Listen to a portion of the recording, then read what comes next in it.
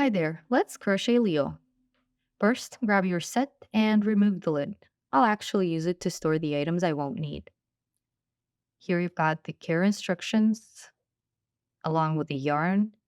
Set aside the smaller yarn skeins for the moment. You'll need the hook and the yellow yarn. In this little bag, you'll also find the stitch markers. You'll need those too.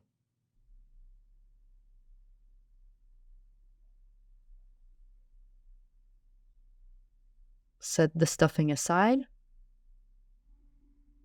Now take the yarn, remove the label, and locate the yarn tail.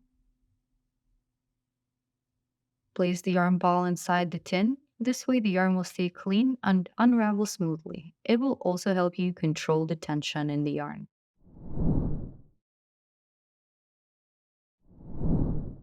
Okay, let's begin with the magic ring. I'll demonstrate a hands-only method, although there are plenty methods using a hook.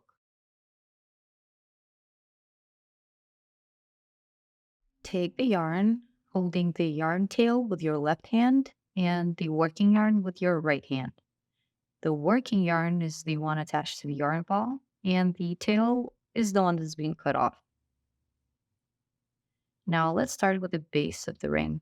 Fold the working yarn over the tail and pinch the intersection. Now pull the working yarn out of the loop that we've just created. You should have a new loop in your right hand. Give this new loop a twist to form a cross at the base. Then pull the working yarn through this loop, tightening it until the knot is snug but not too tight. Test the magic. Pull on the yarn tail, and if your ring tightens up, you've got it right. You can adjust it back and forth to ensure it's not too big.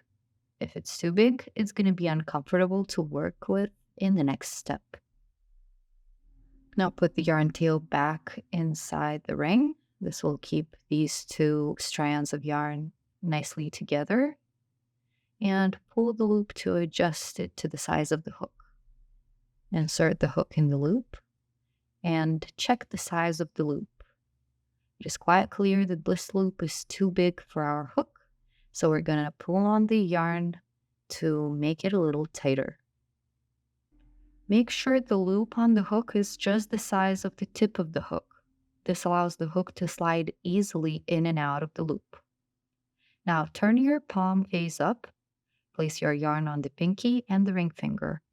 Fold the fingers and bring the yarn behind and over the middle finger and the pointer, with your magic ring landing on the middle finger.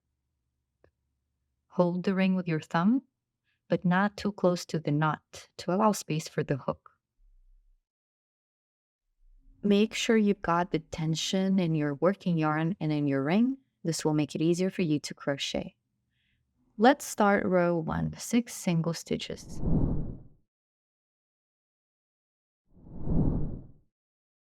Slide the hook in the ring and grab the working yarn from beneath, or yarn over. Pull the hook out of the ring, and now you should have a new loop on your hook. Make sure it's about the same size as the first loop you had. Now yarn over, and at this point, twist the hook downwards to secure the yarn.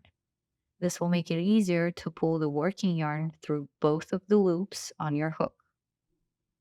Now pull the yarn through, and once you're done, you've made your first single stitch.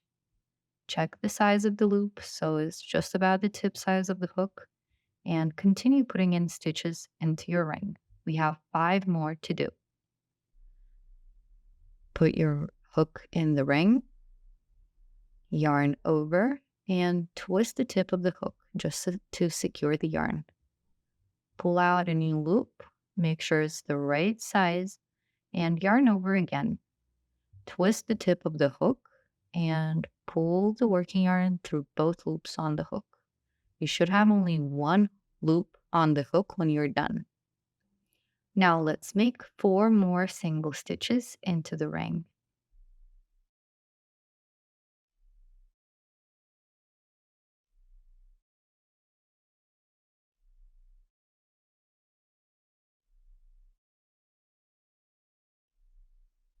Keep checking the loops that you're making just to make sure that you've got nice and even single stitches.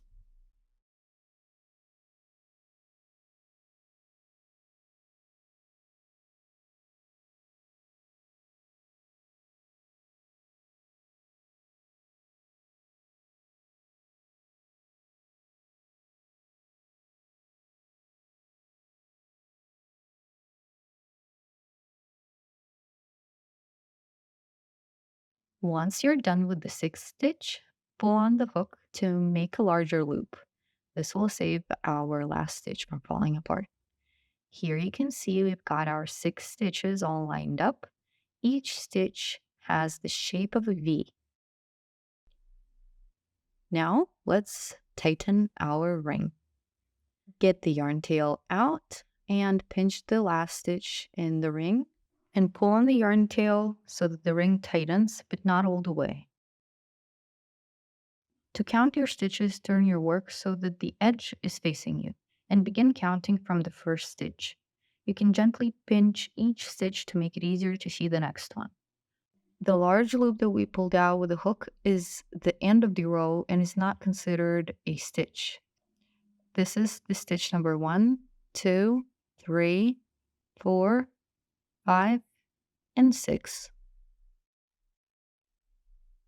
Find the second stitch. This is the first one and the second one. We are going to mark the second stitch with a stitch marker. Slide the stitch marker under the V. And here's the first one, here's the second one, and lock the marker. Now let's do the same with the third stitch, which is immediately to the left of the second one.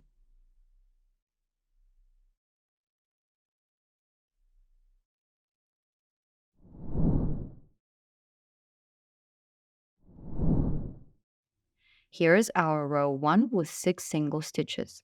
In round 2, we're going to have to make 6 increases. An increase is typically 2 single stitches made in the same stitch of the previous round. Increases are used to shape our project, and in our case, we need to start widening our circle to shape Leo's head. Let's take a closer look at the row's formulas. In crochet, a C means single crochet stitch. In row 1, you make 6 single stitches. In row 2, INC means increase. You make 6 increases, and each increase is 2 stitches. So 6 times 2 equals 12 stitches for row 2. The number in the brackets tells you how many stitches you'll have by the end of the row. The formulas in row 1 and row 2 are relatively simple. However, more complex formulas exist. For example, let's examine row 3. The formula for row 3 reveals numbers within square brackets multiplied by another number, and the final number in brackets indicates the stitches you should have at the end of the row. What's inside the brackets represents a sequence, which in this case is a single stitch followed by an increase. This sequence is then multiplied by 6, meaning you repeat it 6 times to complete the row. And as a result, you will get 18 stitches in that row.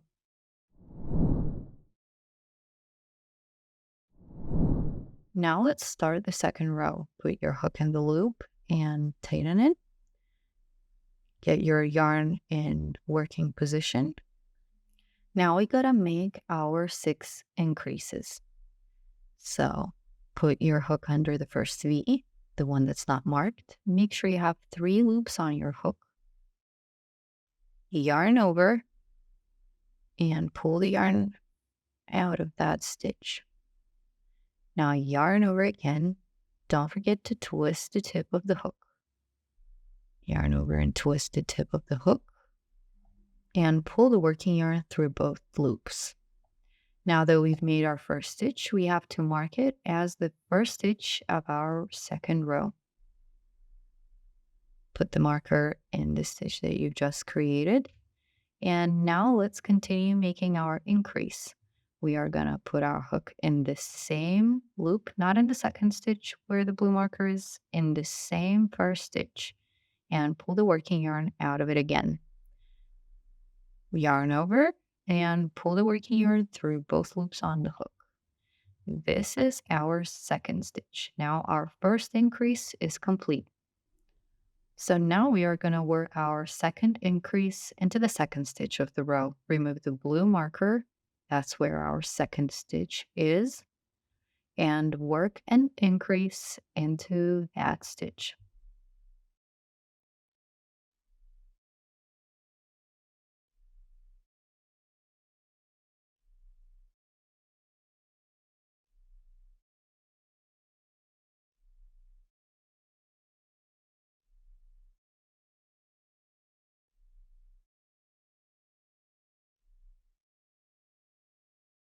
Now that we're done with our second increase, let's remove the purple marker and continue with our third increase.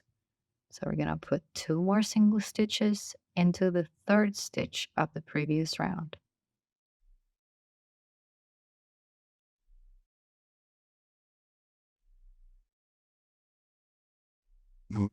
So by now we've made 3 of our increases and still have 3 more to do.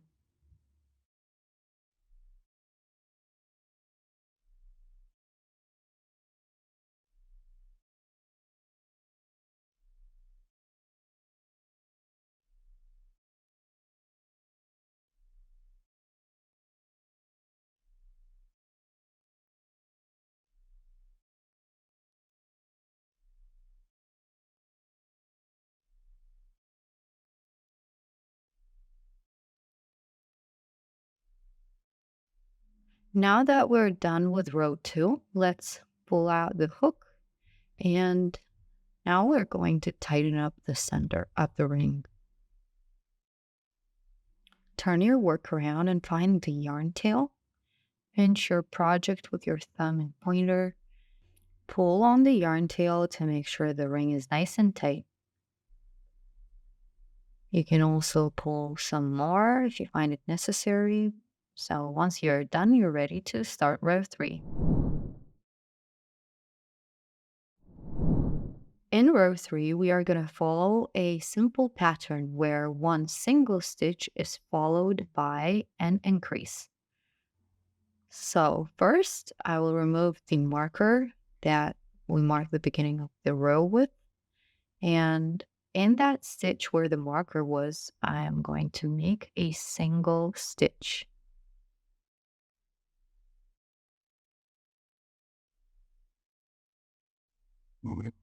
Now that we've made the first stitch, you want to mark it as the beginning of the row. So put the marker in and follow along with an increase.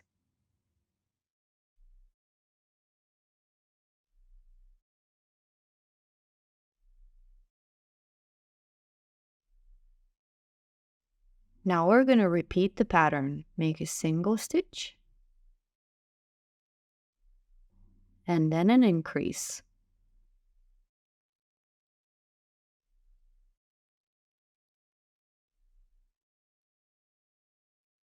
And again, make a single stitch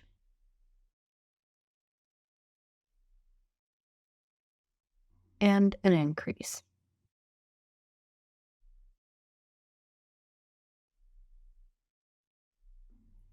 Continue following the same pattern until the end of the row.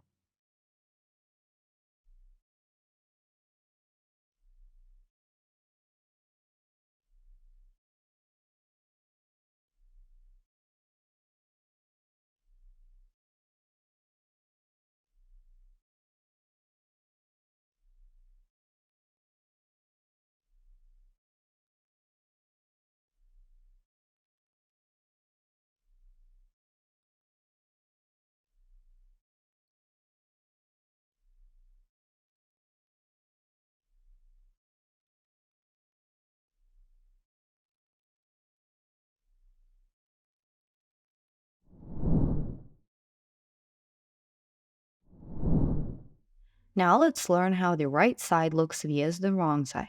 On the right side, you can see only vertical bars. On the wrong side, though, you will see the horizontal bars.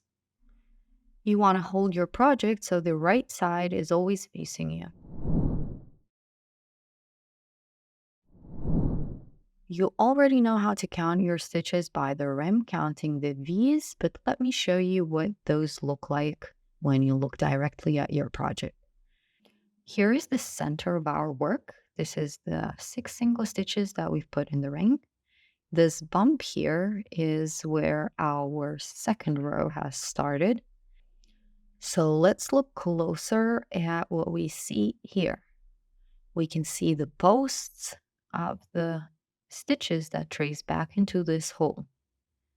This hole is just the same as, for example, this one under this stitch. So this was the first stitch of round 1, which we have put an increase into. If I open it up a little bit for you to clearly see, you can see 4 strands that are tracing back into this hole, 2 for each of the stitches of the increase. Now you can go sideways and identify every single increase. This brings us over to the beginning of the round. Now let's count how many stitches we made in this round looking from the side. So the first stitch, we can see a single post out of 2 strands tracing back into this hole. This is the first single stitch that we made. And here we've got 2 posts tracing back into the next hole. This is the increase that we've made in our second stitch. Now again, this is gonna repeat. So here you should have 1 post and 2 posts. And again, 1 post and 2 posts. As we were following the pattern where a single stitch and an increase were alternating throughout the round. This method of counting your stitches can be very helpful in some situations. In row 4, the pattern is 2 single stitches and an increase, and repeat 6 times. Remove the marker and put your first single stitch in the first stitch of the previous row.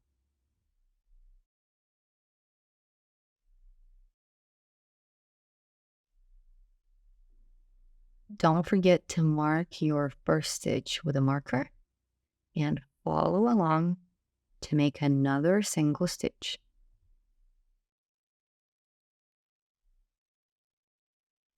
Now make an increase.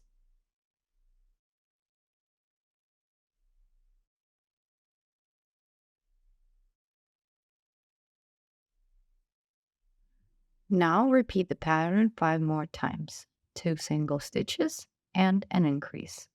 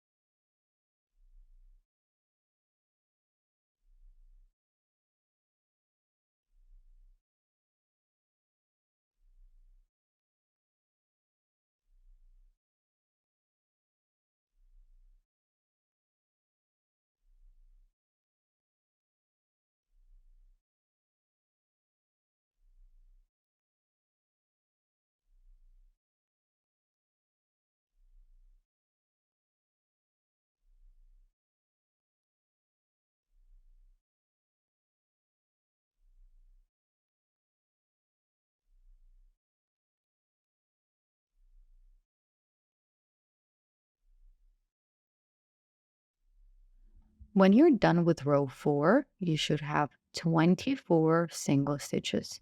Don't forget to remove your hook and count starting with a marker.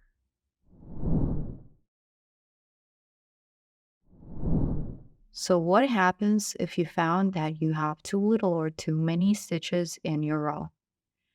It's hard to identify the mistakes by counting the V's, so I suggest you to use the method where you count by the posts and find where you made your mistake.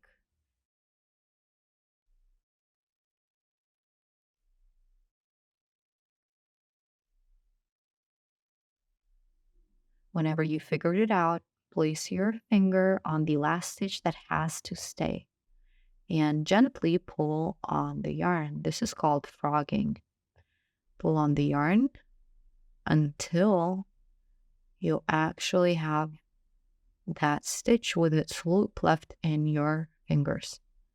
Put your hook into the loop to preserve it and finish your round as normal.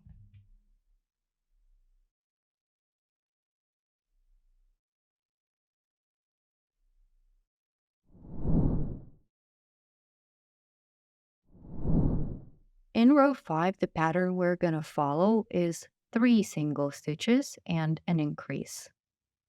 Let's make the first single stitch of round 5. And don't forget to put your marker in. Now follow along with 2 single stitches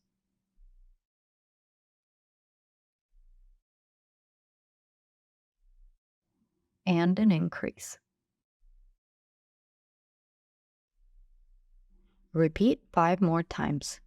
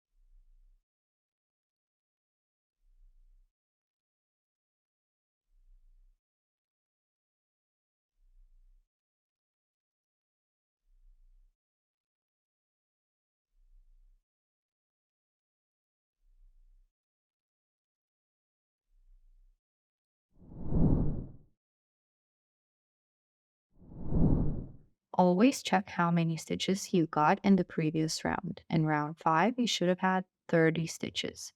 In round 6, 7, 8, 9, and 10, we are going to make 30 stitches each. So follow along with the next 5 rounds and make 30 single stitches in each of the rounds. So I marked off my first stitch and I'm continuing to put in single stitches.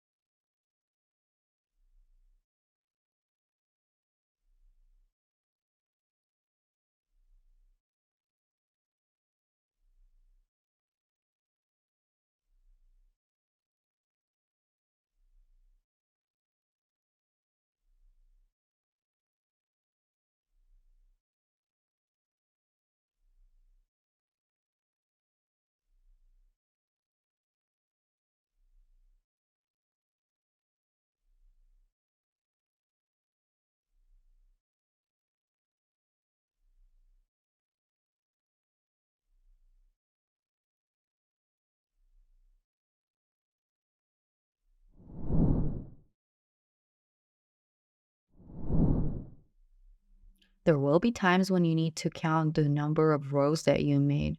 So if you count on the side where the bump is or where there is no bump, you should have the same quantity of rows.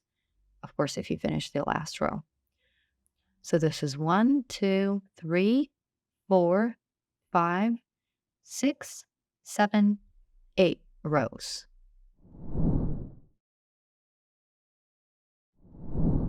Now let's finish row 9 and 10.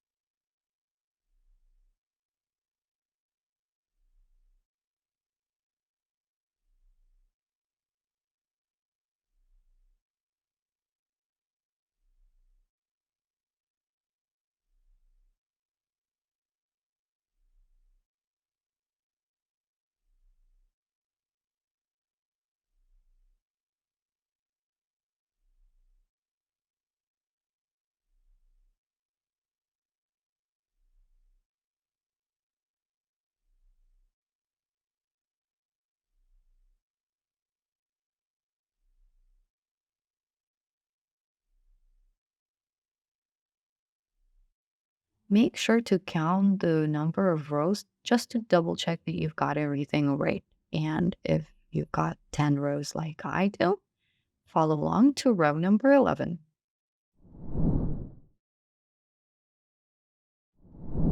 The pattern we are going to follow in row 11 is 3 single stitches followed by a decrease, and repeat this 6 times. Decreasing in crochet involves combining stitches to reduce their number and shape our project. Previously we had 30 stitches, but now we're going to make 24. Now that I got my stitch marker out, I'm going to put in my first stitch and mark it.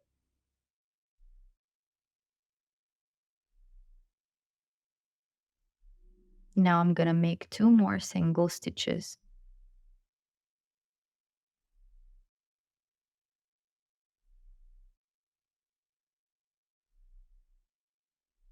And now we're going to make our decrease. To do that, I'm only going to be using the front bars of the next 2 stitches.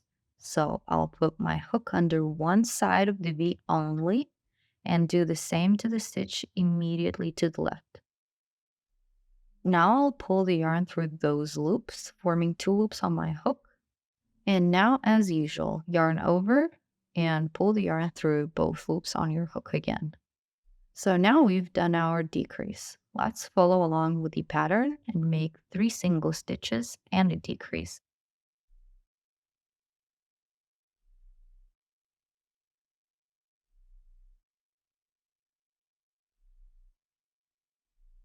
So now we will make our second decrease. Remember to only use the front bars of the V's and pull the working yarn through the bars, yarn over, and pull through the 2 loops on your hook.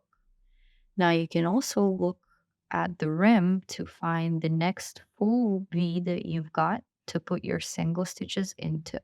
Repeat the pattern of 3 single stitches followed by a decrease a total of 4 more times.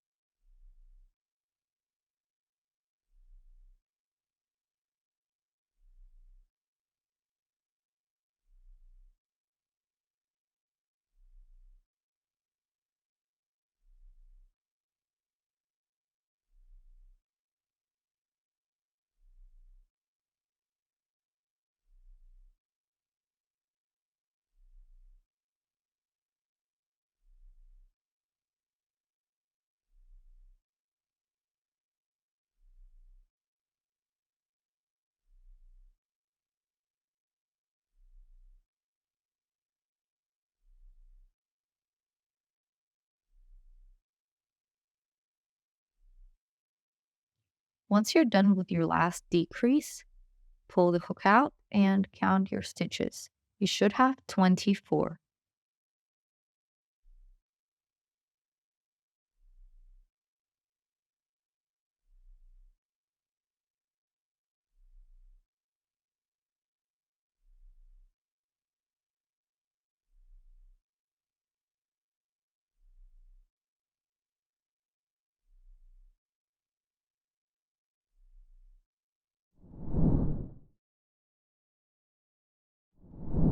In row 12, we're going to work a pattern of 2 single stitches followed by a decrease, and we'll repeat it 6 times.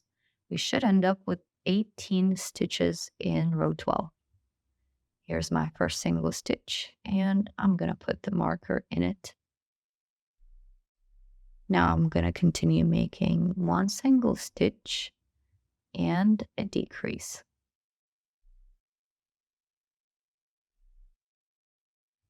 Repeat this pattern 5 more times.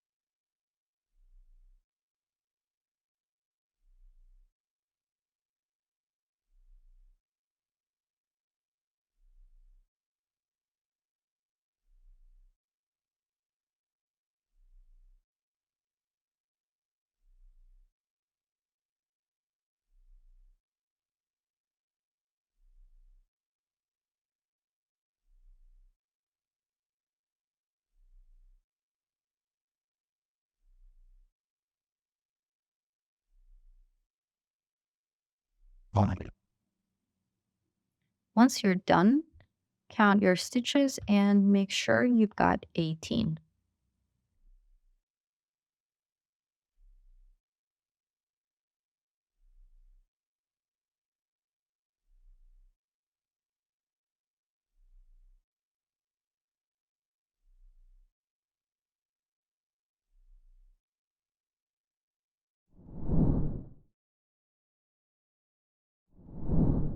Before we move on to row 13, we're going to put in the eyes.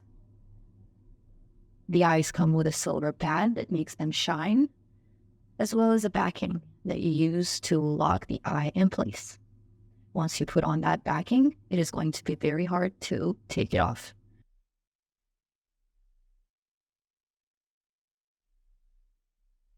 Before we put the eyes in, we need to figure out where we are going to put them.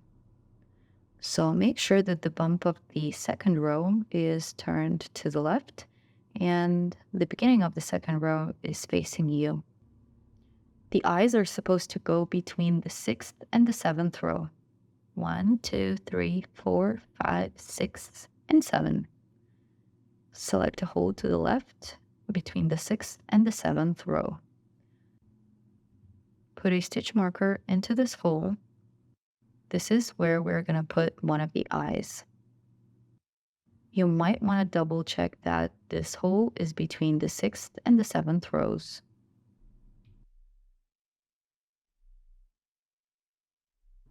So now let's figure out where we need to put the second eye. There are small holes and we need to count 4 of those to the right, and our second eye will go in the 5th hole.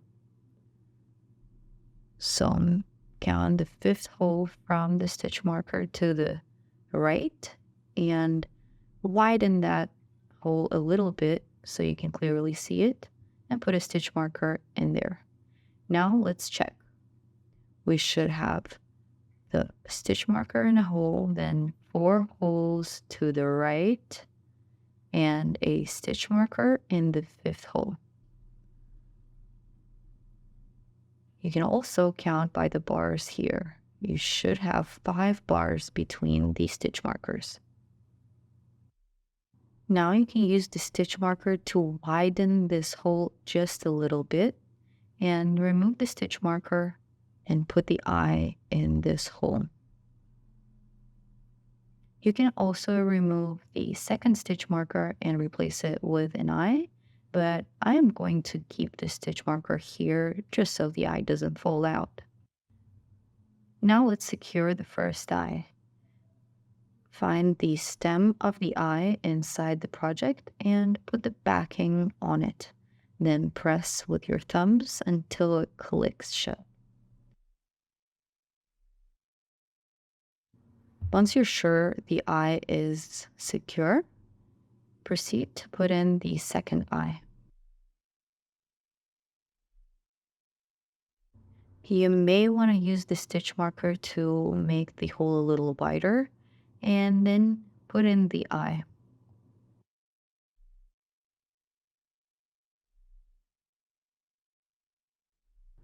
Once it's looking okay, put on the backing and secure the second eye.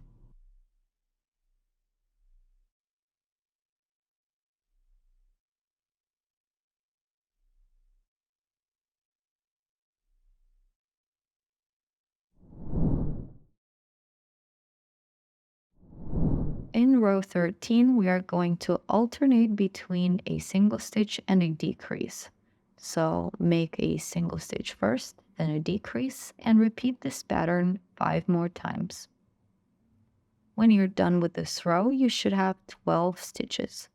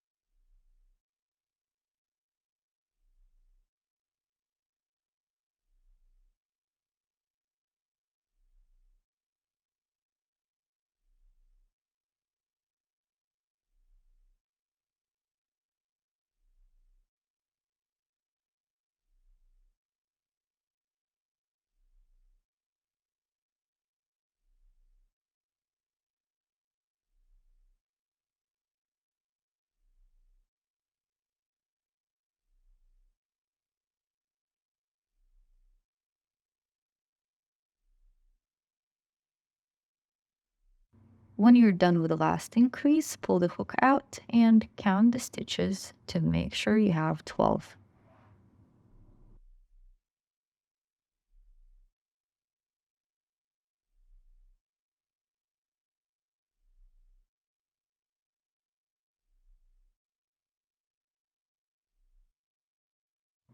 Now is the perfect timing to start stuffing our toy.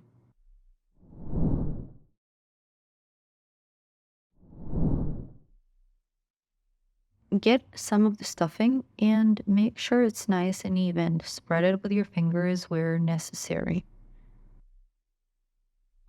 Now start filling up the head. We are only going to put like half of the filling into the head because if we put more, it's going to stick out and get in our way when we try to crochet.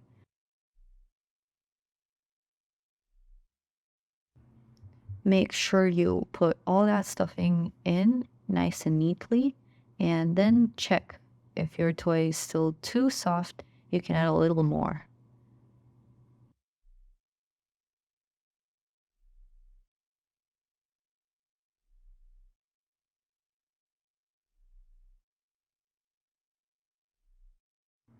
Okay, now make sure that the stuffing doesn't stick out of the neck and that your toy is still squishable. If you're happy what you've gotten at this point, let's move on to row 14.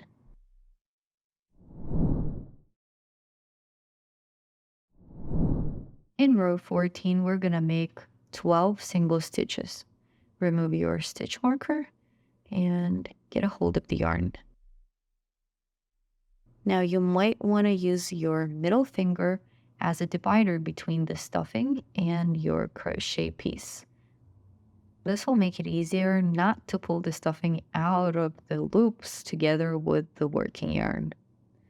Now that I made my first single stitch, I'm going to put in the stitch marker and follow along with 11 more single stitches.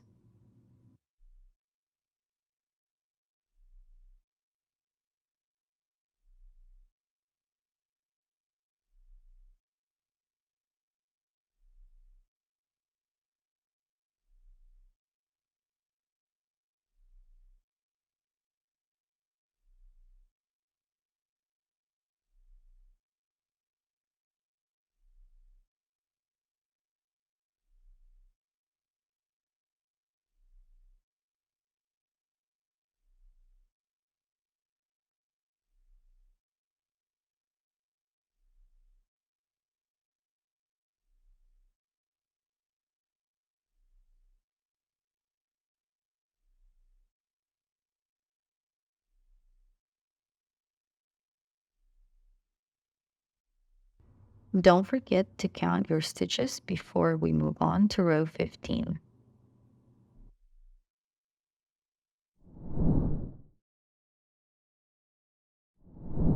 In row 15, we're going to follow a pattern of a single stitch followed by an increase and repeat that pattern 6 times.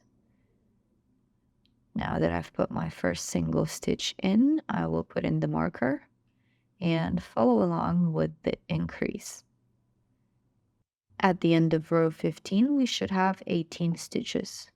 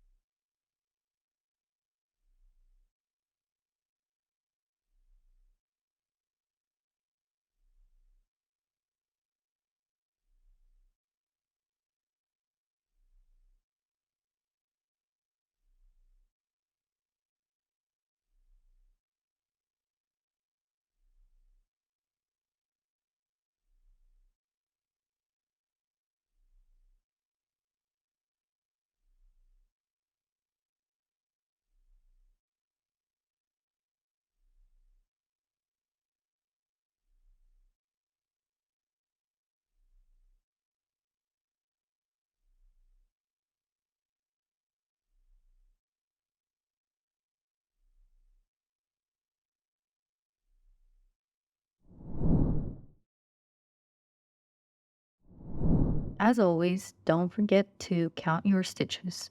In row 15, you should have ended up with 18 stitches.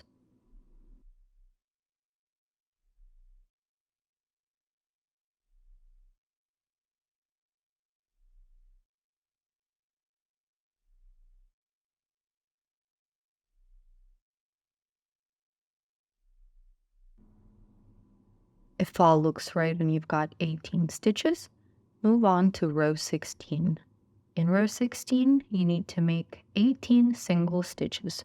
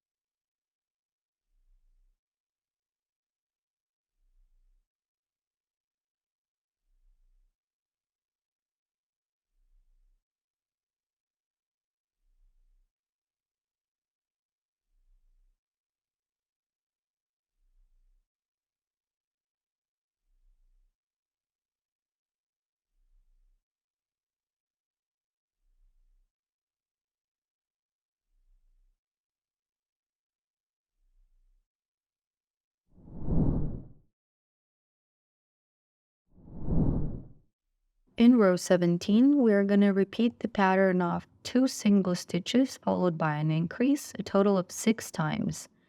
That's going to bring us to 24 stitches in this row. Once you made your first single stitch, put a marker in it and continue by making another single stitch and the increase.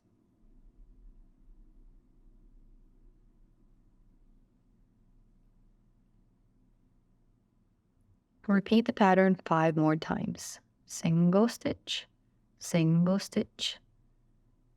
and an increase.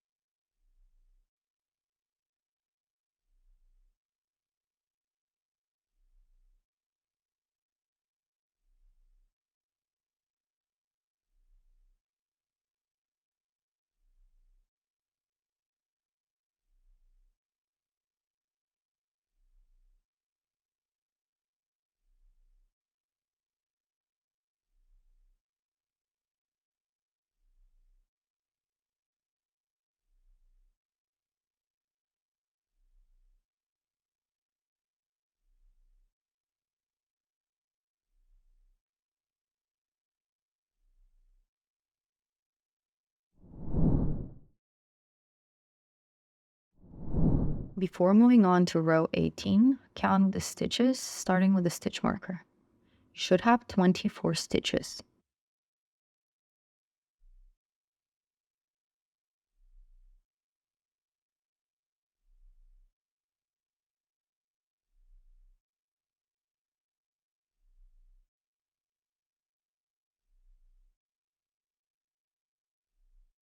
In row 18, we're going to make 24 single stitches.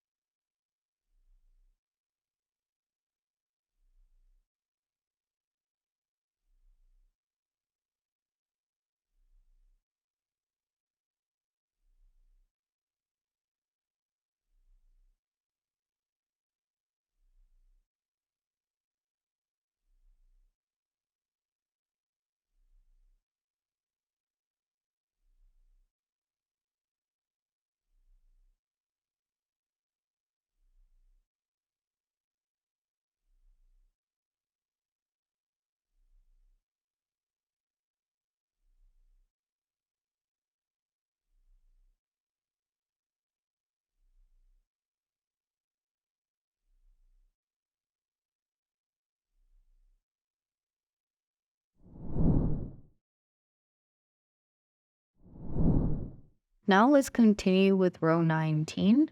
And in this row, we are going to follow a pattern of 6 single stitches followed by a decrease, and we will repeat it 3 times. Here goes my first single stitch, and I'm going to mark it off with a marker as usual. Now I'm going to make 5 more single stitches.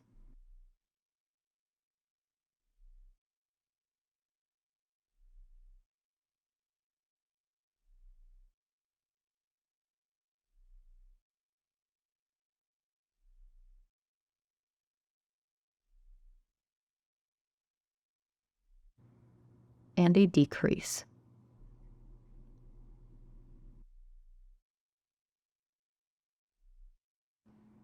Now repeat this pattern 2 more times. At the end of the row, you should have 21 stitches.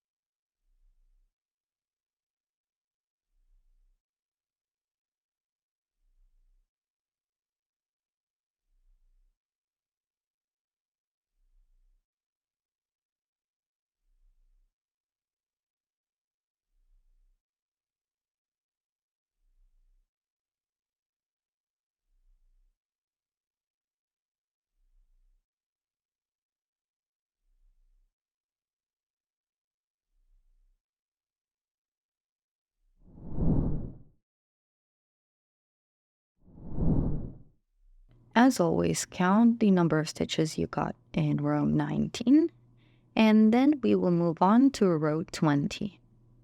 In row 20, we gotta make 5 single stitches followed by a decrease and repeat this pattern 3 times. At the end of the row, we should have 18 stitches.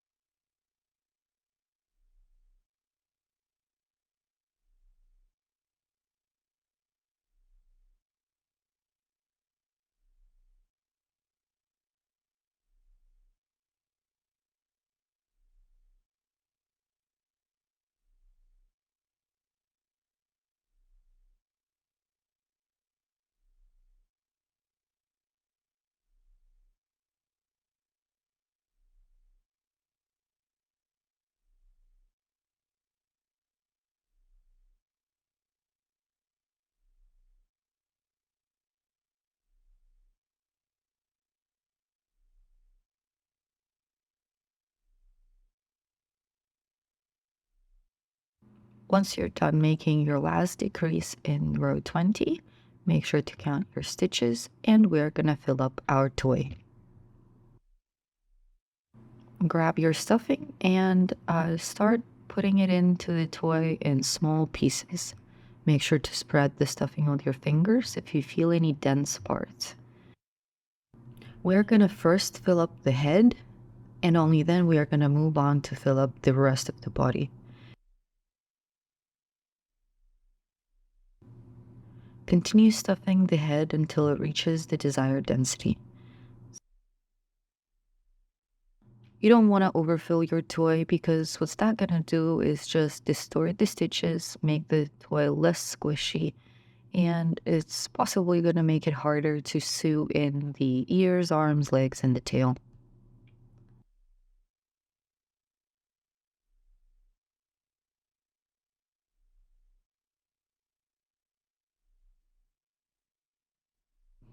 Once the head of your toy is nice and squishy and you're done filling it up, start filling the body.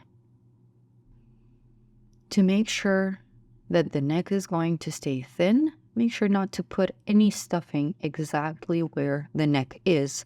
You're going to have two separate stuffings inside the toy, a ball in the head and a smaller ball in the body.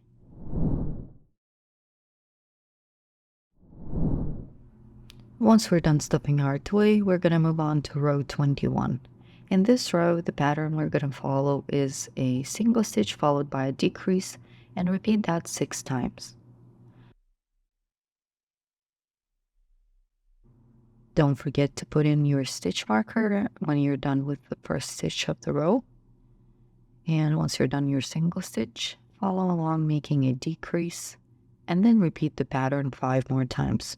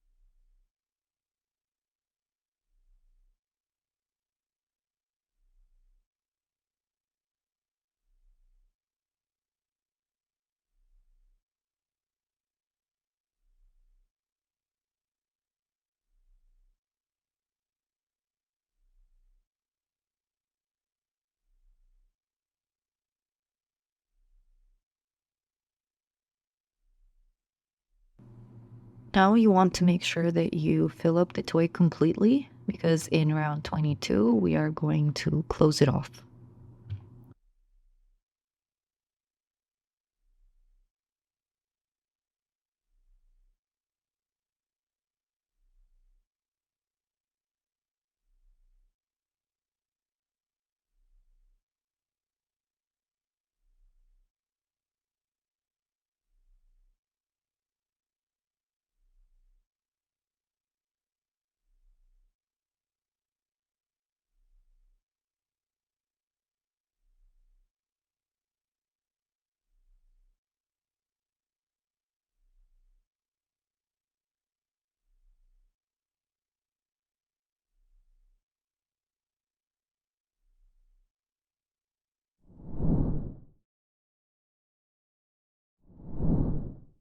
At this point, we are nearly done with the head and the body.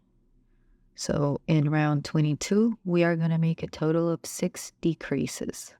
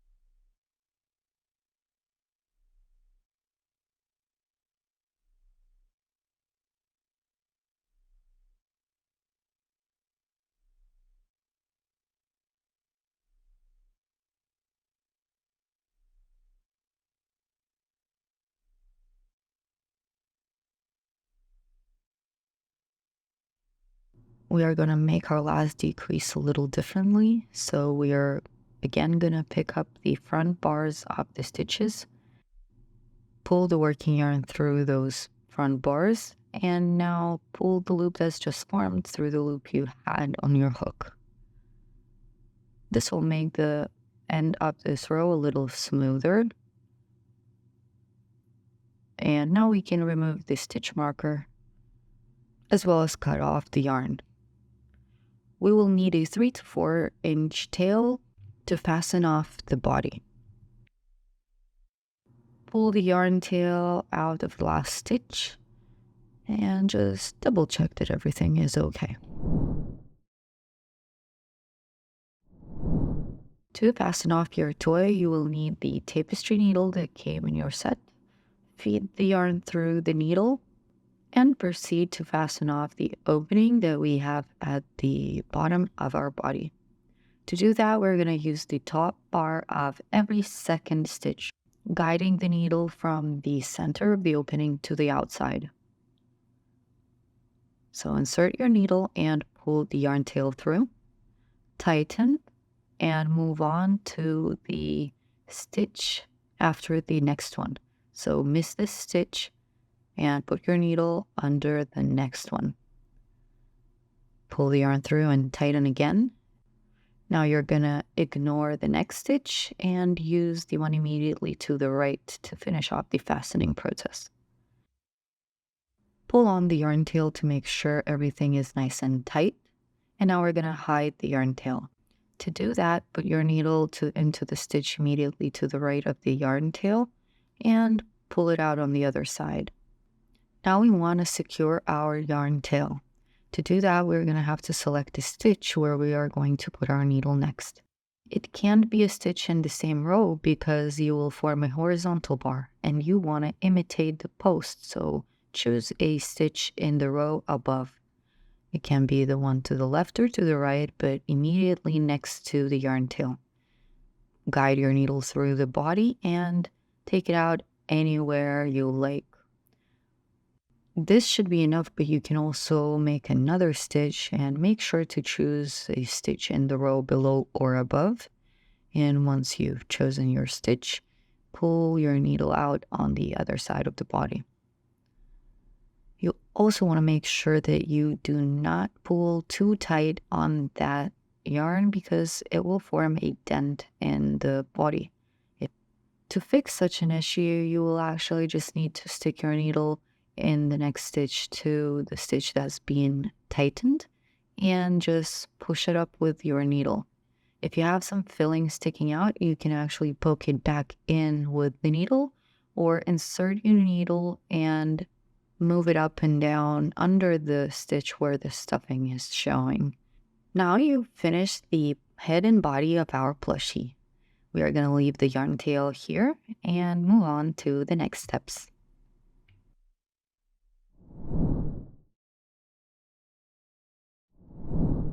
Now we want to make the ears. Make a magic ring, fold the working yarn over the yarn tail, pull the working yarn through the ear ring, and twist the loop that has been created. Now pull the working yarn through the loop and tighten until the knot at the base is quite snug. Then adjust the loop to fit the hook.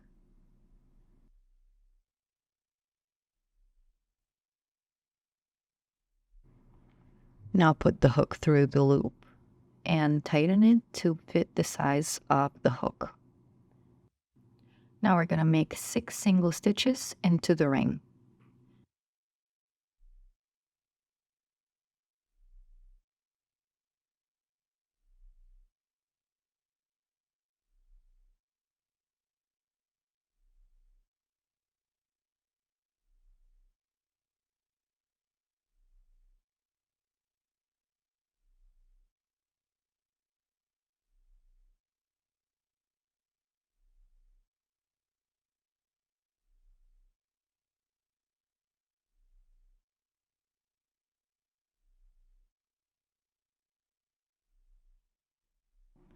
Now let's tighten the magic ring. Pull on the yarn tail until the middle of the ring is nice and tight.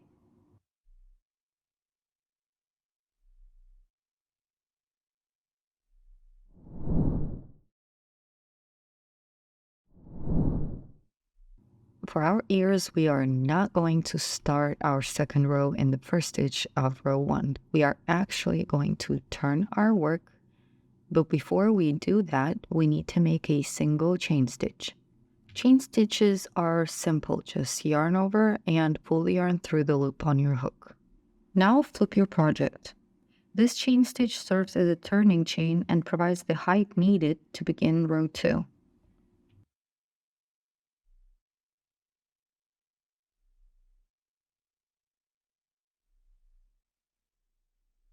So this chain stitch should be completely ignored. Now this stitch is the one we're going to put our hook under, yarn over, and make a single stitch as usual.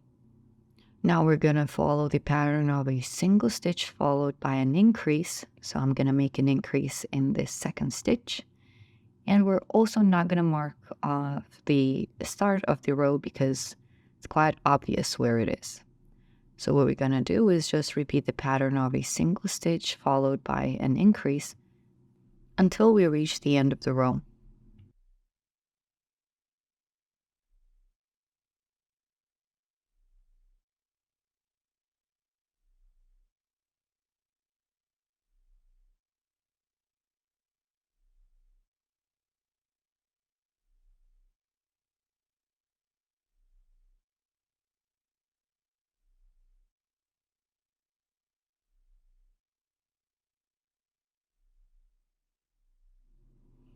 When you're done with the last increase in the row, make the chain stitch and pull out the working yarn.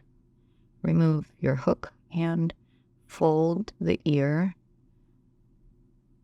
You should have the right side at the back, and you can also pull on the yarn tail to tighten the ear a little more.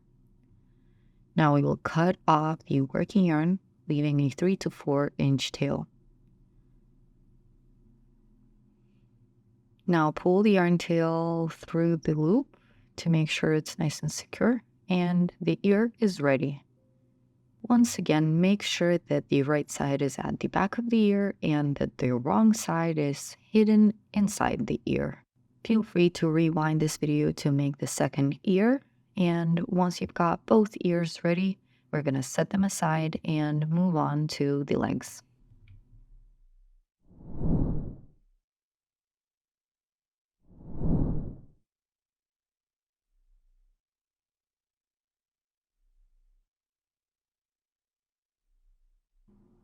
To make the legs, we need to start with a magic ring.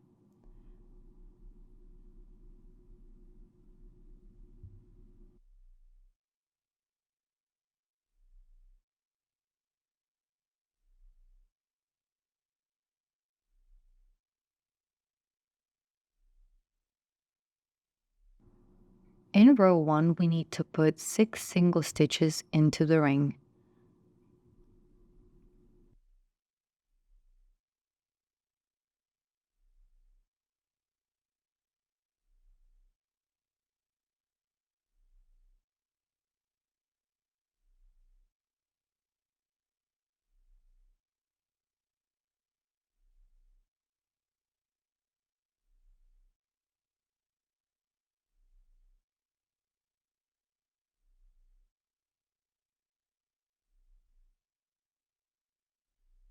When you're done putting in your stitches, make sure you have 6 and tighten your magic ring. This time I won't be using any stitch markers in the stitches, but you can certainly go ahead and mark off the second stitch or maybe even the third, just to make it easier for you to follow along with row 2.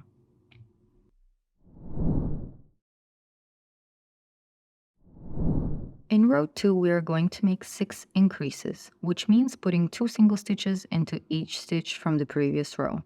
Don't forget to add a stitch marker into the first stitch you made in row 2.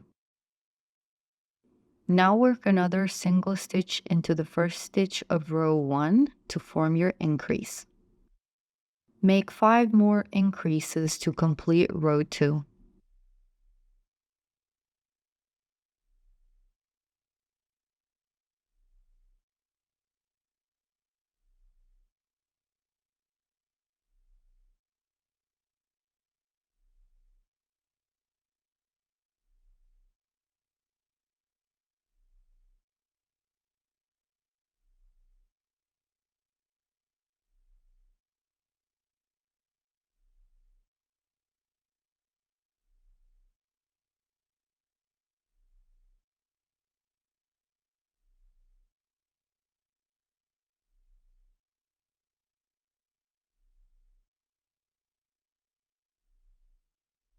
Once you're done, count the stitches to make sure you've got 12.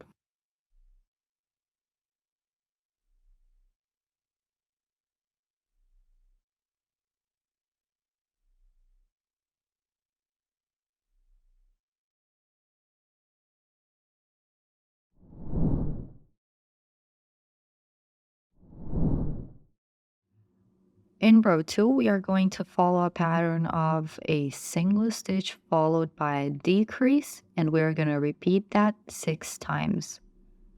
At the end of row 3, we should have 8 stitches.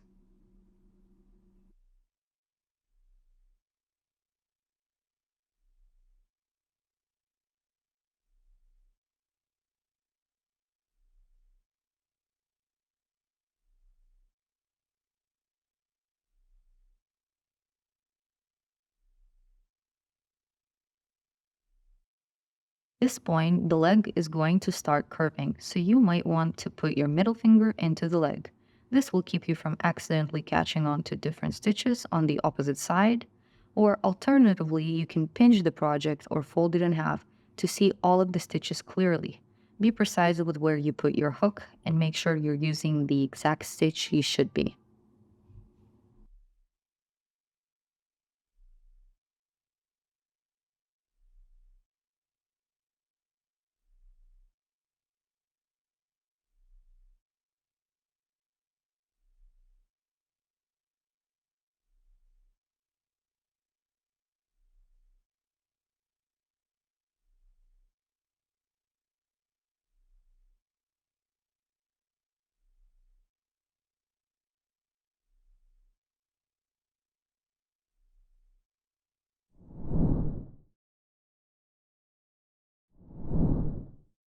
In rows 4, 5, and 6, we need to make 8 single stitches each. And once we build up a little bit of the leg's length, we will be able to put in a little bit of stuffing and tighten up our magic ring. That should be done somewhere around the end of row 4 or maybe row 5.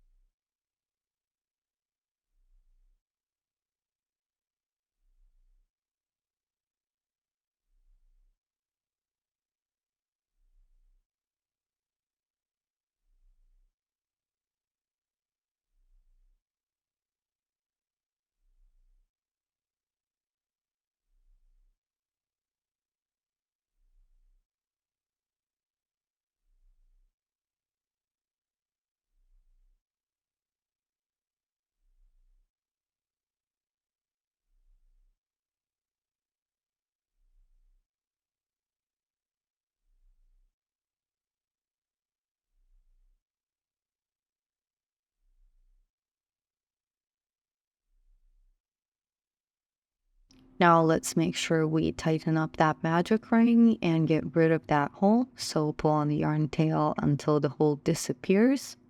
And once you're done, you're going to put the yarn tail inside the leg.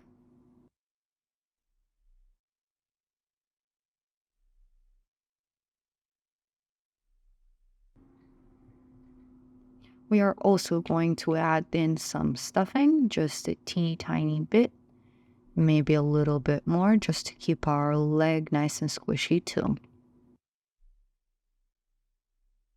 I'll prepare several pieces of the stuffing so that I have kind of equal sized pieces for both legs. So 2 of the pieces will go in leg 1 and the other 2 will go in the second leg.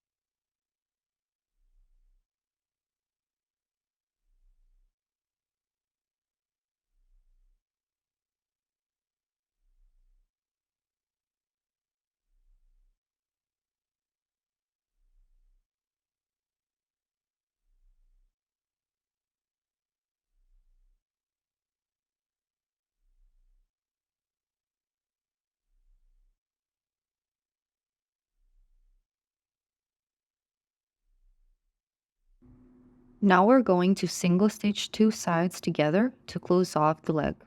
To do that, fold your work in half and line up the stitches so that you have at least 3 pairs of stitches. Let me remove the hook to show you closer. So I'm folding my work together, and here's the first pair, the second pair, and the third pair.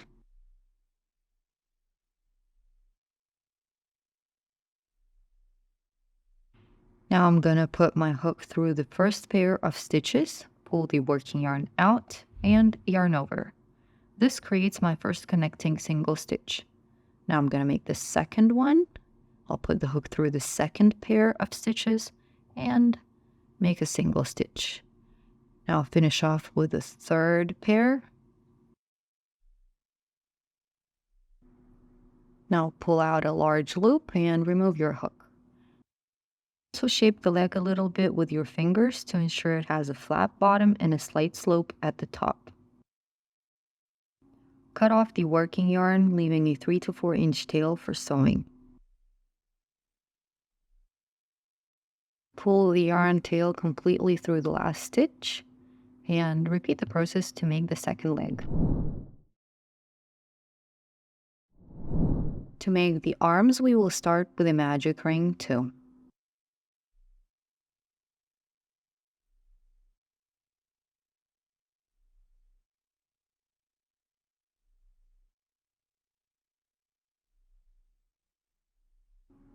In row 1, we're going to put 6 single stitches into our magic ring.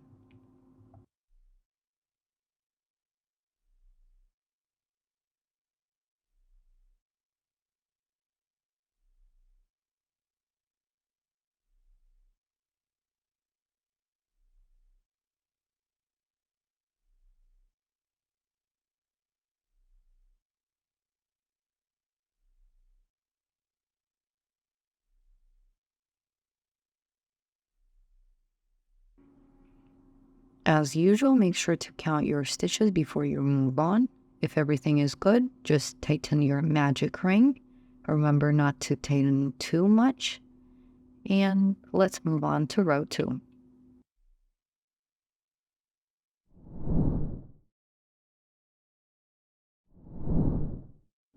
In row 2, we're going to follow a simple pattern of a single stitch followed by an increase, and repeat that 3 times. Don't forget to put the stitch marker into the first stitch of row 2 and continue by making an increase. And repeat this pattern 2 more times. At the end of the row, you should have 9 stitches.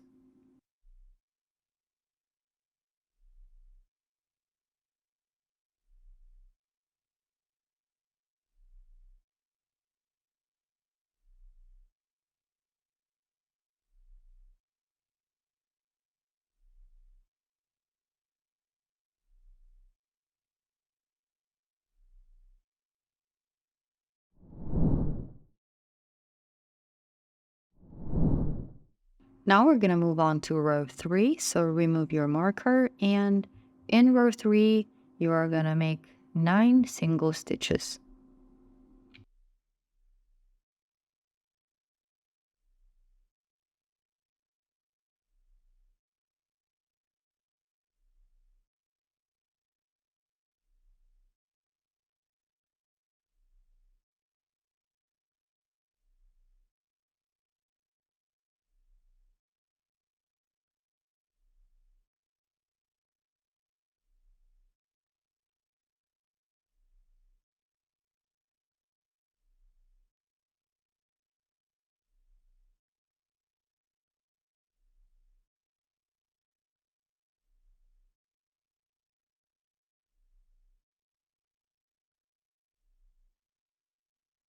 Now let's tighten up the magic ring. So as usual, pull on the yarn tail until the hole disappears.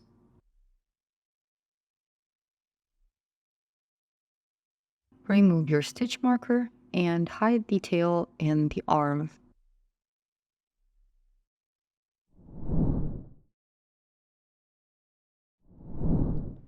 In row 4, we will follow a pattern of a single stitch followed by a decrease and repeat it 3 times.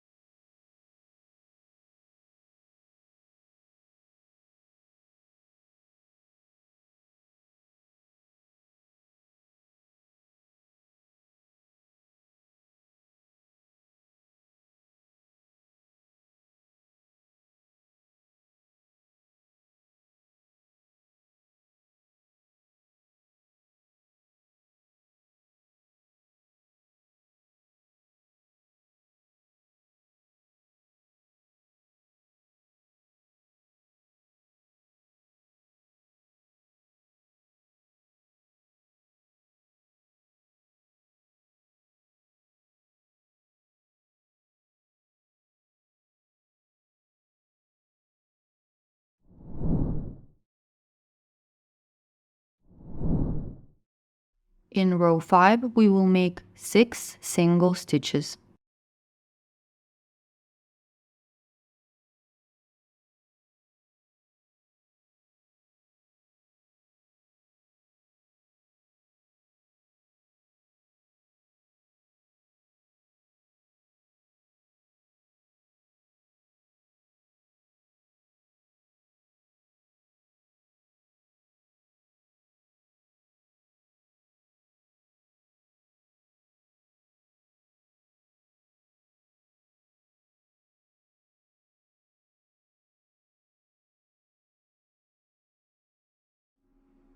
To close off the arm, we're going to single stitch 2 sides together.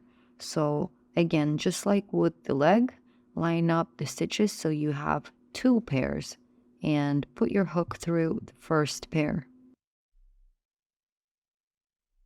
Make the first single stitch and then do the same with the second pair of stitches.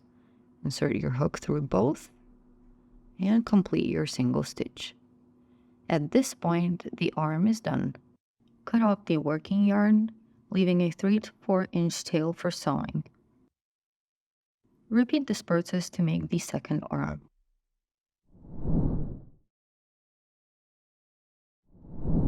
Begin the tail by creating a magic ring.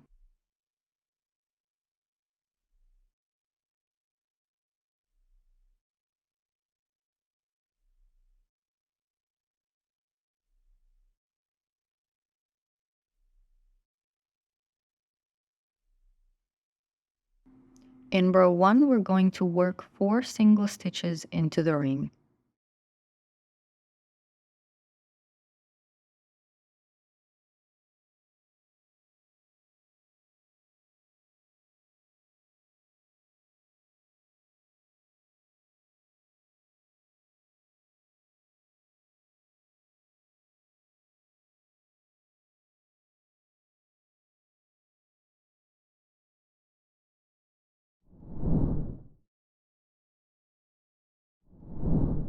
For row 2 of our tail, we need to repeat a sequence of a single stitch and an increase 2 times.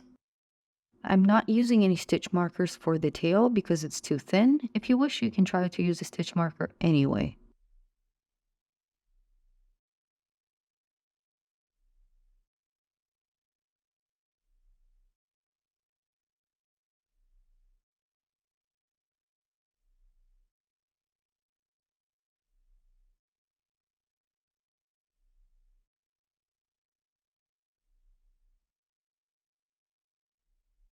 Once you're done with row 2, gently shape the tail with your fingers and it will begin to take form.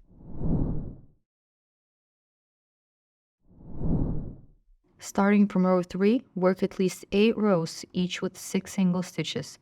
You can add more rows for a longer tail.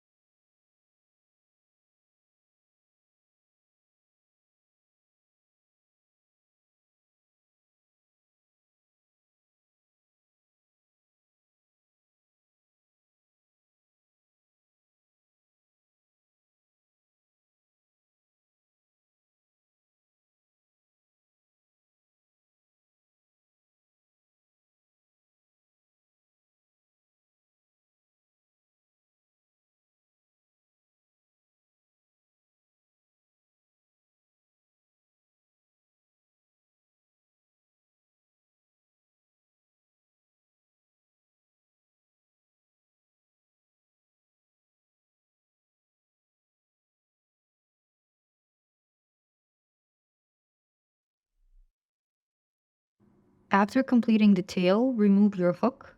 Cut the working yarn, leaving a 3 to 4 inch tail. Then pull the yarn tail through the last stitch for a secure finish.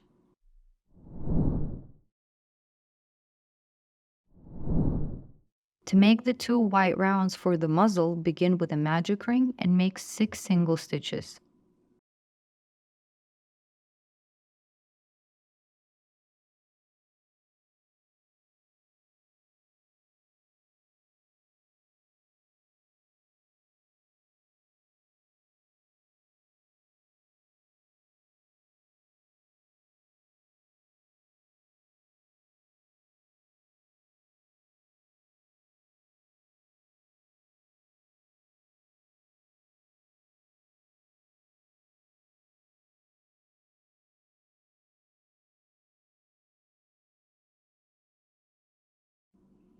Once you're done, tighten the magic ring, and at this point we will do the invisible fasten off.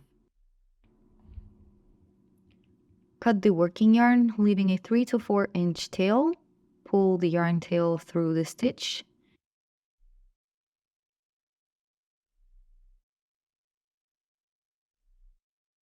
Now take the tapestry needle and thread it with the yarn.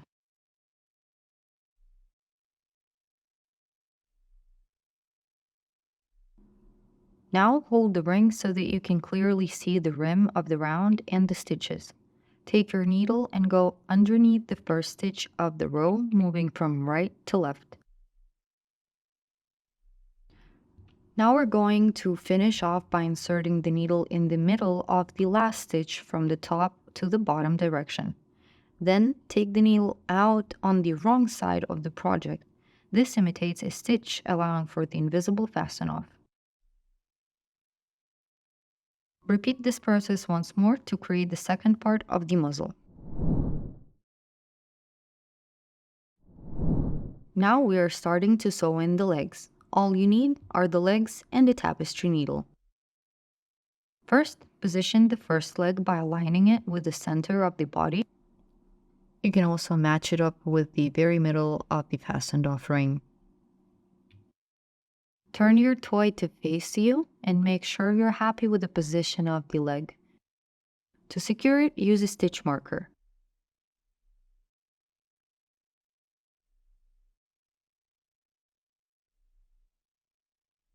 Now let's position the second leg in the same way, ensuring both legs are symmetrical. Project to face you to ensure that the legs are evenly fitted. Once you're satisfied with their position, insert a stitch marker to secure the leg to the body.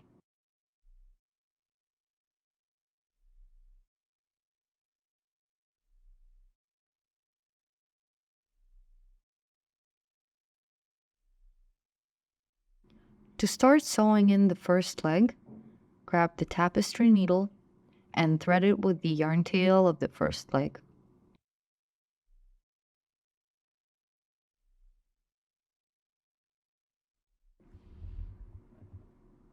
Now you want to put your needle into the stitch that is immediately underneath where the yarn tail is, and guide your needle to the other side so that it matches up with the last stitch of the seam on the leg.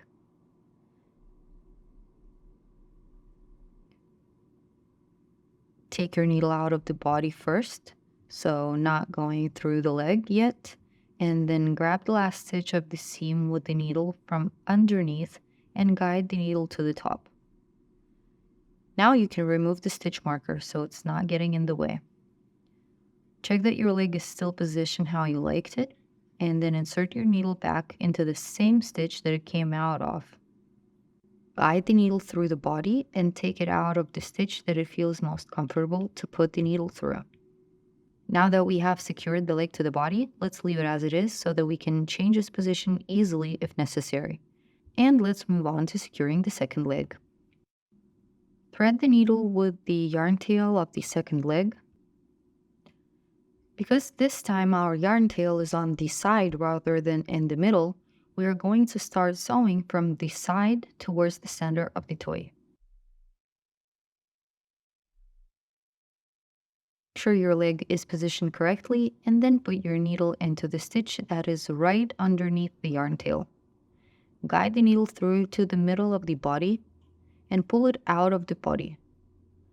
Next, grab the last stitch of the leg with the needle from underneath and guide the needle to the top. After that, put the needle in the exact same stitch in the body that it came out of and guide the needle straight out of the body. Now you can remove your stitch marker. Choose the angle for the needle before inserting it into the body, as this trajectory will be the easiest to use. Changing the angle while the needle is inside the body can make the process more challenging. Let's secure our legs completely. So without removing the tapestry needle, we are going to secure the first leg. Put your needle into the next hole in the row above or below so you don't form any horizontal bars.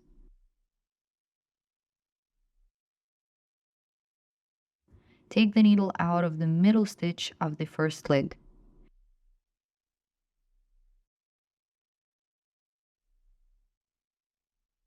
Now that we got our yarn out of the middle of the leg, put it into the first stitch and only put it through the leg.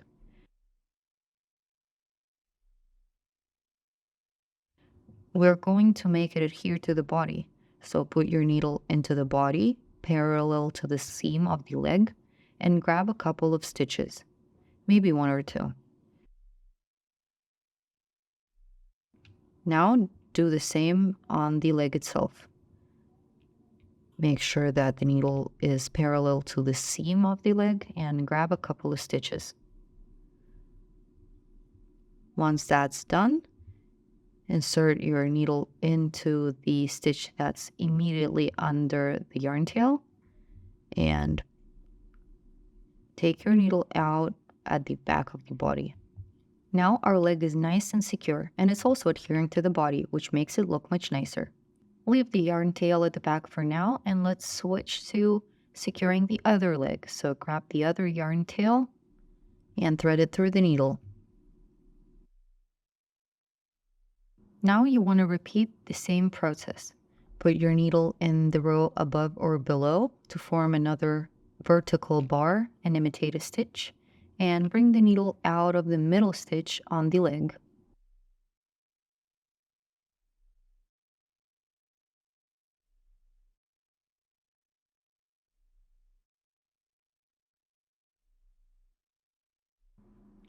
Now put it through the stitch of the seam that's closest to the middle of the body and put the needle only through the leg.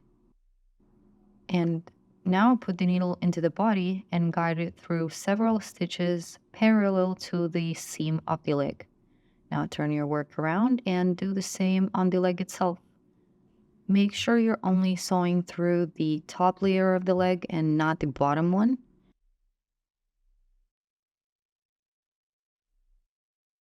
Now you want to put the needle into the body, into the stitch that is directly above or next to the yarn tail, and guide the needle all the way through the body. Leave the yarn tail at the back.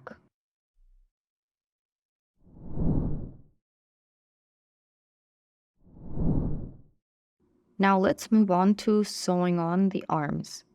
You need the arms and the tapestry needle. First, let's position our arms. Choose the position that you prefer and hold one arm down with one of your hands. Position the other one with the other hand. Once you're happy with the position, remove one arm and start sewing on the other. You can prepare the tapestry needle with the yarn tail in advance, so when you position your arms, you're ready to sew. Insert the needle into the stitch that is directly under the yarn tail and pass it all the way through the body to exit on the other side. Adjust the position of the arm if it twists. Now re-enter the body and guide the needle all the way into the stitch that is directly beneath the middle stitch of the arm seam. Then put the needle through the middle stitch of the arm seam from bottom up. And now we're going to finally secure the arm by putting our needle through a little loop right here on the arm. So put your needle through this loop and guide the needle through the body. This time, I'm using a stitch that's one row lower than the previous ones I made. It works best in that row because it matches the last stitch of the arm when the arm is positioned exactly as I want it to be. Now let's position the second arm. Make sure it's symmetrical to the other arm and mark off the first stitch which you're going to put your needle through with a stitch marker. The parts of the toy may not always be identical, so they might need to be sewn on slightly differently. The key is to achieve a symmetrical look. When attaching the second arm, match the stitches in the seam to those on the body and use them to sew the arm in place. Once you determine the stitches to be used, put your needle through the first one and guide it out of the second one. This time we're not putting it through the entire body because on the other side we have the other arm that's already sewn in place. Continue to sewing on the arm. Just ensure that when you put your needle through the arm into the body, you follow strictly the top to bottom direction. And when you put your needle out of the body into the arm seam, that you follow the bottom to top direction only.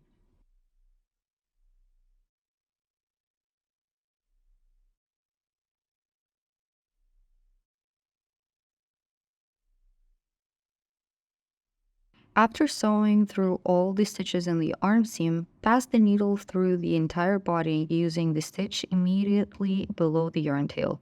Leave the yarn tail at the back. Turn the toy toward you to double check if the arms are positioned as intended.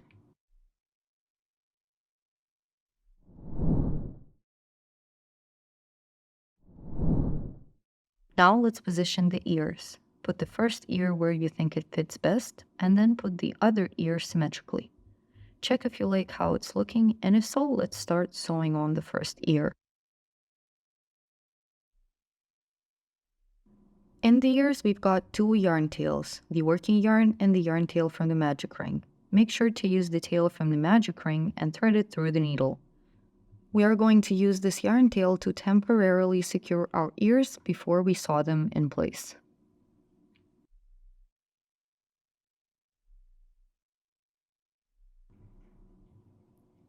Match the ear to the place where you want to put it. And because the yarn tail is in the middle of the ear, put the yarn tail in the corresponding stitch of the head under the ear and guide it through the whole head. Leave the yarn tail at the back of the head for now and do the same with the second ear.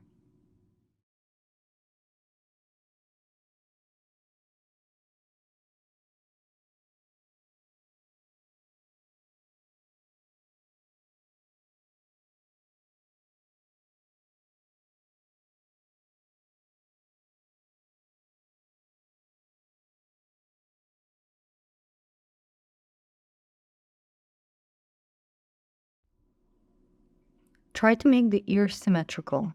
After sewing on the first ear, we will double check and adjust the position of the second one. Let's start sewing on the ears. For the first ear, thread the tapestry needle with the yarn tail from the last stitch on the ear.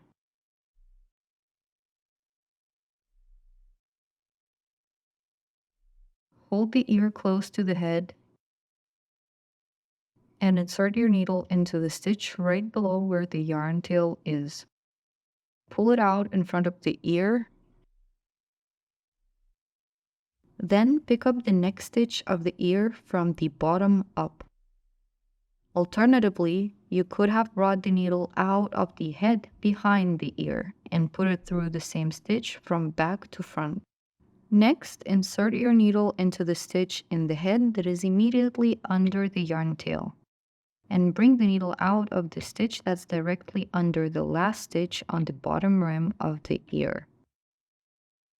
Now guide your needle through this last stitch from back to front. Make sure to put your needle under both of the bars of the stitch and put it right back into the stitch where it came out of. Direct the needle out of the head at the back And your first ear is done.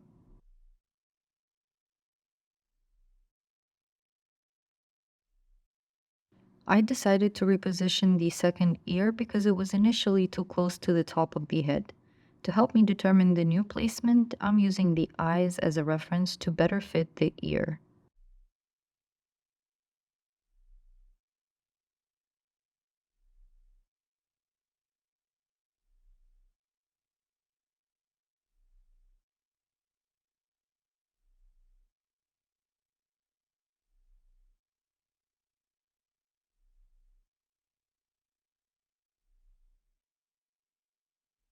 Now that I've found the new position for the ear, I'll put my needle, even though it's not threaded yet, through the first stitch that's directly under the yarn tail, and I'll let the needle show at the stitch right behind it.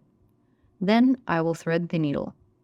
I did this because it was most comfortable to do, and I knew that the ear was going to twist out of place when I'm going to thread the needle. And now it will return to its place immediately after you tighten up that first stitch. Bring the needle from back to front through the second stitch on the rim of the ear. Now insert the needle into the stitch on the head that is directly below the yarn tail.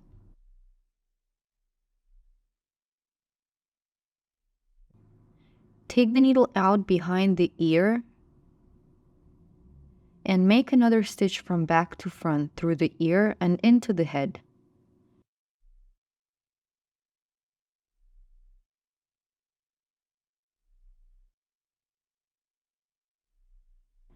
Bring the needle out on the side of the ear where the end of the ear's rim meets the head.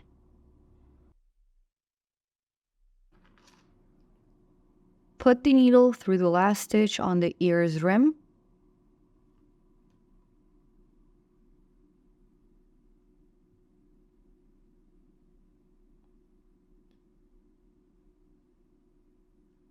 Finally, put the needle into the stitch that's directly under the yarn tail and guide it all the way through the head, leaving the tail at the back. And our ears are ready.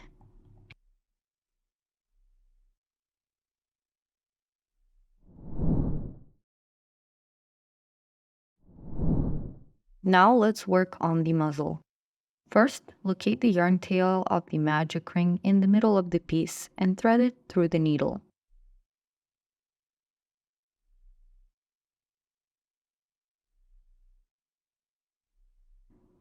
Now place the part of the muzzle back and put the needle through the middle stitch, the one that was right under the center of the round.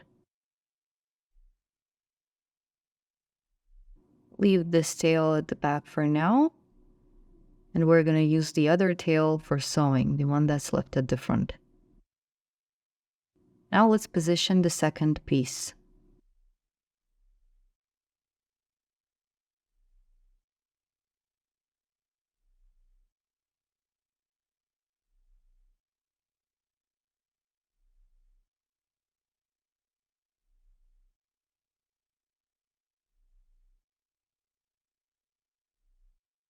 Make sure that the pieces are symmetrical and guide your needle through the head, allowing it to exit somewhere at the back, and leave the yarn tail there.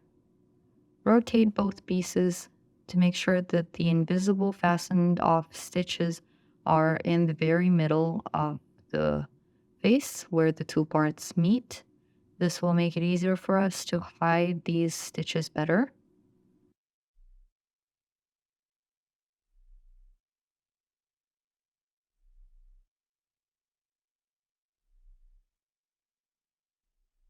Okay, let's start sewing. Get the yarn tail of the first part of the muzzle and thread it through the yarn needle. Now we are going to follow the direction in which the yarn tail lays, so we will be stitching on our piece clockwise. And now we are going to put our needle into the stitch that's directly under the yarn tail and guide it through the next stitch along the rim of the round piece. Now put your needle back through the same stitch on the round piece and insert it from top to bottom into the following stitch. Then insert the needle into the face and guide it through the next stitch along the rim of the round piece. Afterward, insert it back up through the last stitch that you guided down through.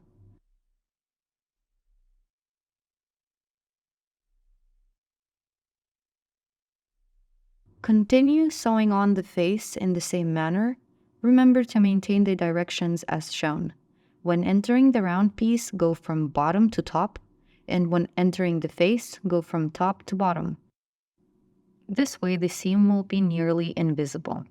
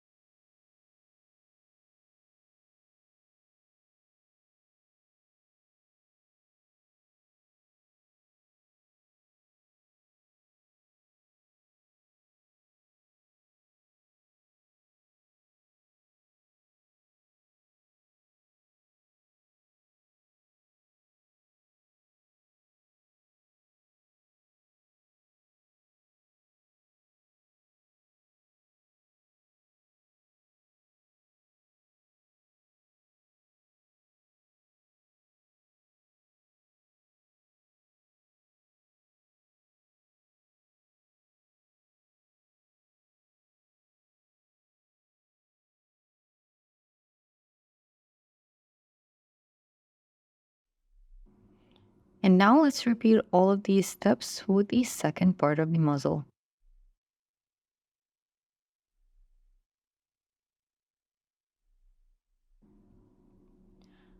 I suggest you to start sewing on the round piece at the very center, making sure to leave a small triangular gap at the top between the two round pieces. The white parts should meet at the level where the centers of those parts are. So put your needle through the same stitch that you put it through for the previous part and guide it through the stitch in the row above and a little to the right. Then continue sewing on the piece just like you did with the previous one.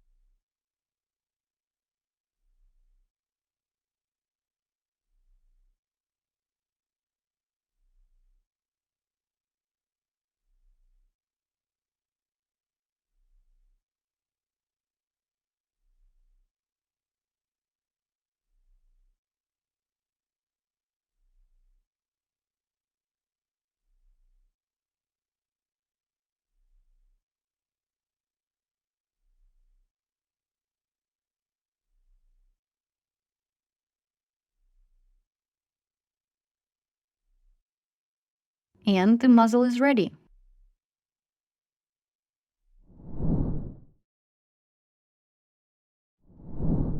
Before we continue sewing on the tail, let's first hide all of the yarn tails at the back of the toy.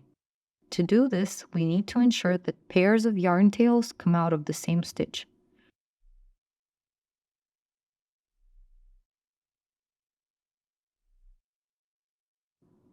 For the yellow yarn tail, simply guide one yarn tail through the next closest stitch into the stitch where another yarn tail is. Once that's done, tie the yarn tails together twice.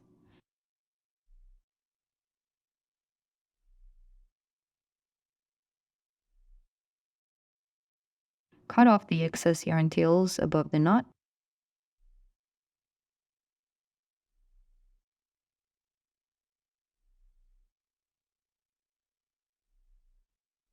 And use a needle to push the knots inside the toy.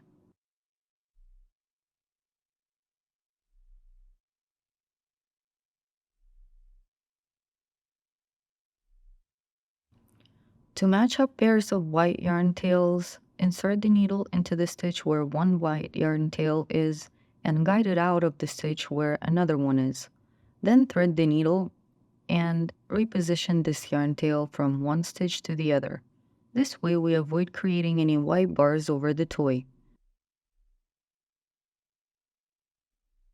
Tie the ends and cut off the excess yarn.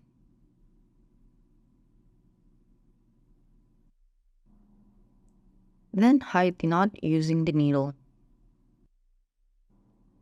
Repeat the same steps to hide the rest of the yarn tails. Ensure to only hide the yarn tails in pairs, and at the end of this process you should have one single yarn tail left. We are going to hide it when we sew on the tail.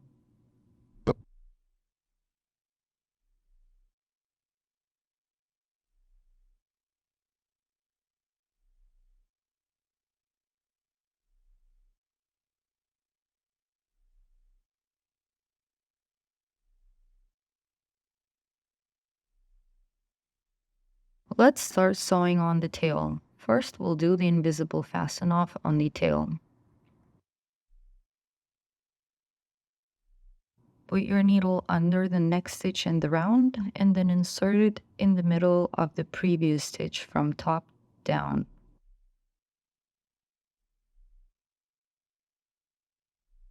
Now, find the perfect placement for the tail.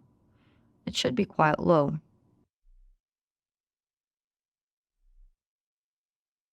Once you've chosen the position, put your toy down and hold the tail to the body. Check where the yarn tail lands on the body and insert your needle into the stitch that is directly under the yarn tail. Guide the needle out through the nearest stitch. To sew on the tail, creating an invisible seam, insert the needle through the first stitch on the tail from inside out.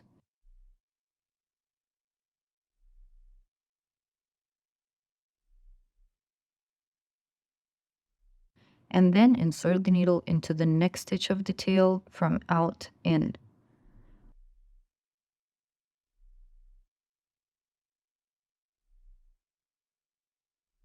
Only then put the needle through the body, using the stitch that is directly under the tail.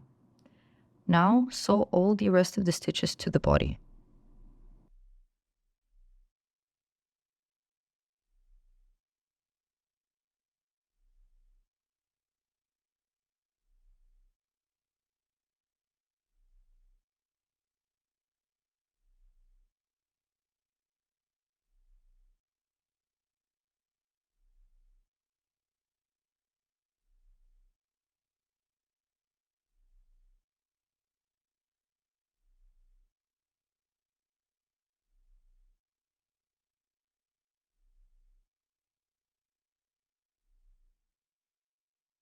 When you're done, secure the yarn tail and match it up with the yarn tail you had left.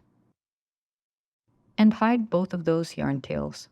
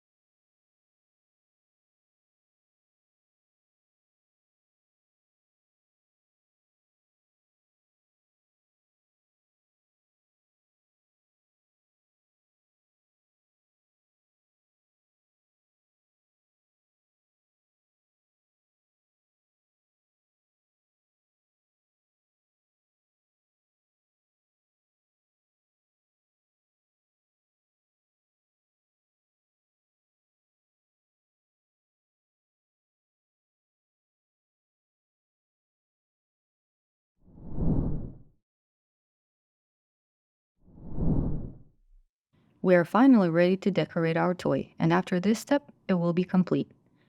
Grab the brown yarn and cut a longer piece, around 20 to 25 inches long.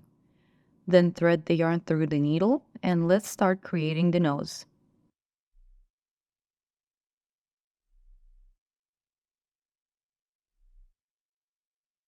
Insert the needle from the back of the head and guide it into the stitch that is right above one of the parts of the muzzle, closer to the middle.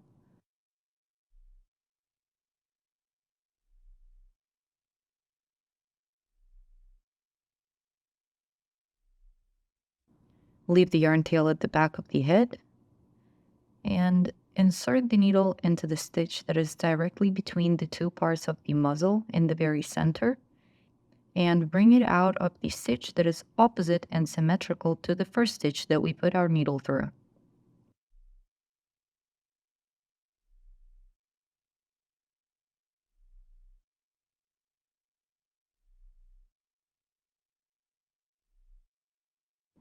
Clear up any stuffing that might have come out. And now you want to put your needle through the same stitch right between the two parts of the muzzle and take it out in the first stitch that it came out of. Bring the needle over to the opposite stitch and let it exit at the back of the head.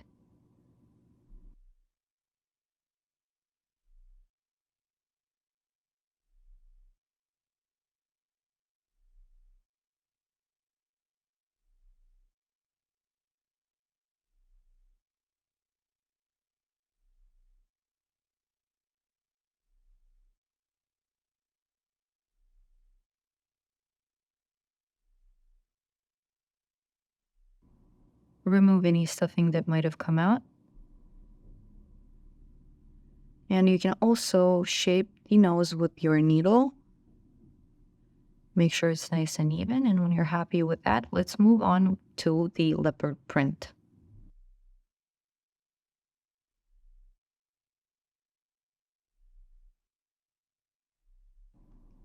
The goal here is to put a bunch of horizontal bars on our toy.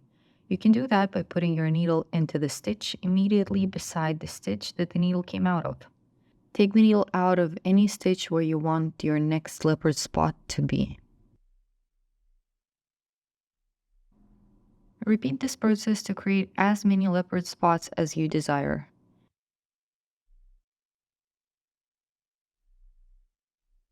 Repeat this process to create as many leopard spots as you want.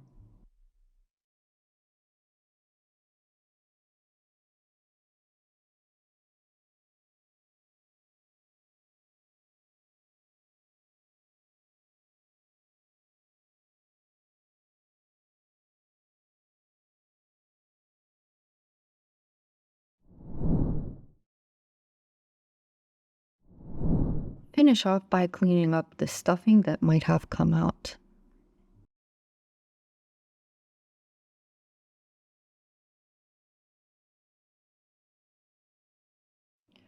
Once you're done with the leopard spots, your toy is finished. I hope you enjoyed the project. Please don't forget to take a picture of your toy and share it with us. We'd love to see your wonderful creation.